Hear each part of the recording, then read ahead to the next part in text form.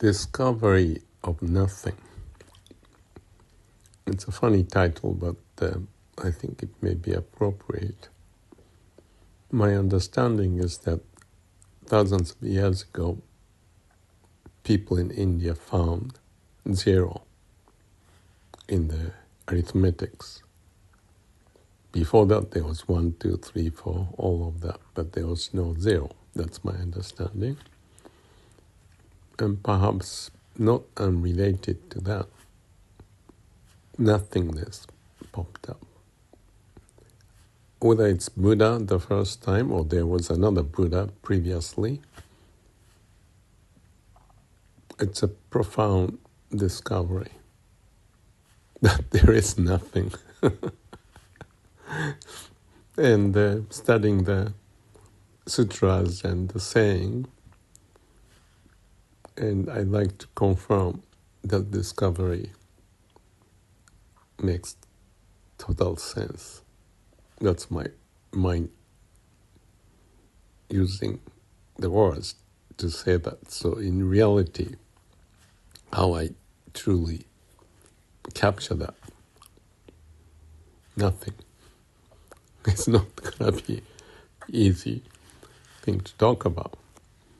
But that's the paradox of the words and the gap between the words and the reality. But I can perhaps try it in this way. I may have mentioned already about no mind or empty mind or vast stillness.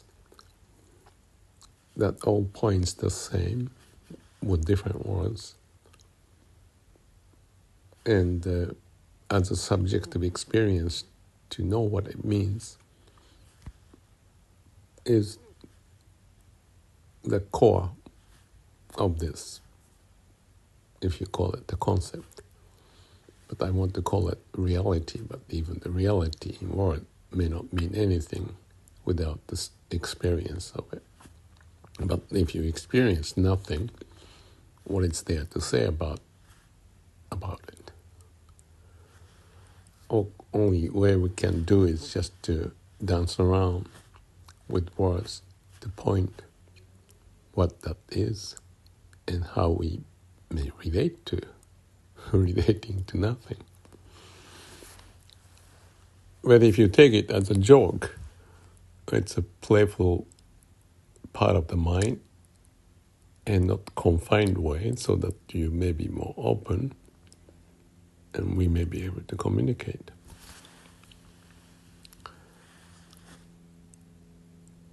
If I can pick one or two examples to say this sense, I can start with the point of us born, or before we were born. And before we were born, we didn't exist, and there's nothing. When we are born, still nothing existing in the sense of what's in the mind. But as we learn the words and how to use the mind, by being educated and communicating with this faculty of the words, logic, and parents and friends, to plug in as if into the computer or the operating system of how to use the word and what it means. So it's like a computer or iPhone, whatever, and it's being filled with the experience, the word, logic. And if we see iPhone or laptop as representing our mind, from outside you don't see it. From inside, there's a computation and processing of information back and forth. And if you are in it, there's even the emotional response that can be programmed as a part of it, for the sake of perhaps how we are supposed to live better. So that's the programming, and we got the benefit of living. As a part of it, I see me existing, so I think. But in reality, if I'm looking myself from outside and me like an iPhone, a computer, because from outside you cannot see inside my mind, it's just a play of computation, neuron firing. So neuron firing is more than nothing, you may say. But what's the value of those neuron firing? Without adding value to it and subjectively sensing what it is, it's just a game. And we spend time playing this game, thinking that's the reality, except all the programming done was from various experiences, encounters that we had. And many of those could be delusionary. And what's the proof it's delusionary? Especially when it goes back to null, or zero, or nothingness. Or even going back, before going back to, which can be seen as death. It's just a phenomena. Ephemeral phenomena, like a screen on the TV or computer. And as we go through the internet, pick this, pick that, pick this, pick that website, interested, excited, disappointed, stock market, congressional hearing, war. That's all in the plane of the screen of the universe as we click. And if you don't click, just shut off, what do you get? Calm and quiet space. Maybe nothing on the screen, no emotion.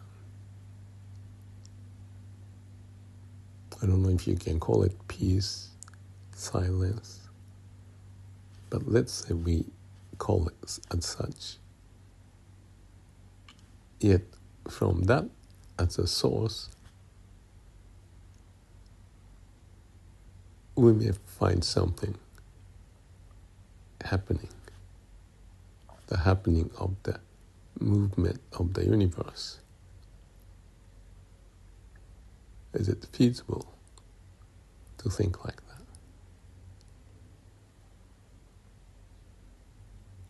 But the point is not thinking. Can you be aware of it? And if we can be aware of that state of nothingness, what it means to us in our mind, when you contrast that as like a base of who we are, and then on the screen. So there's a paradox, you can say. There's a screen phenomena, and there's a fundamental source of the situation of what's happening in the universe, in that stillness. So in essence, this discovery of nothing is actually, you can call it not nothing, but this absolute state of being, but call it nothing. And that absolute state of being is, as the universe is manifesting, if we use the word as it is. And the other universe on the screen is a phenomena, up and down. Sometimes you hear people throw themselves out the window because the stock market goes down. So this person had some money, numbers in the bank, and it went down, and he got affected and jumped off because that's not tolerable. It's just one example, something to think about. I use the word something to think about, or perhaps something to be aware of.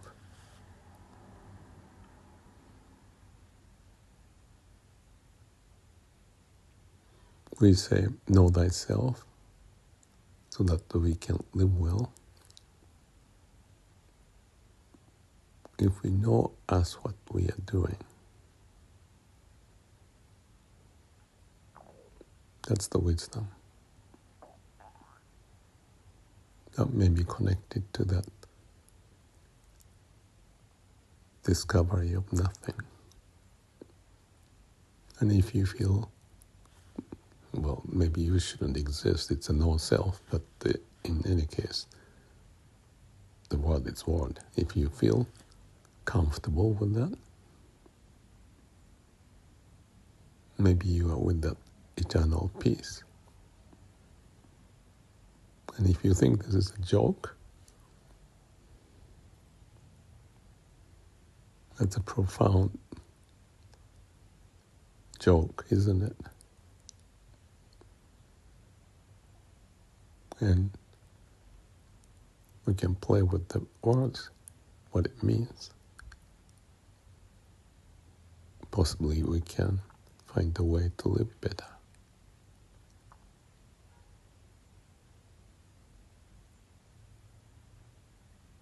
Thank you.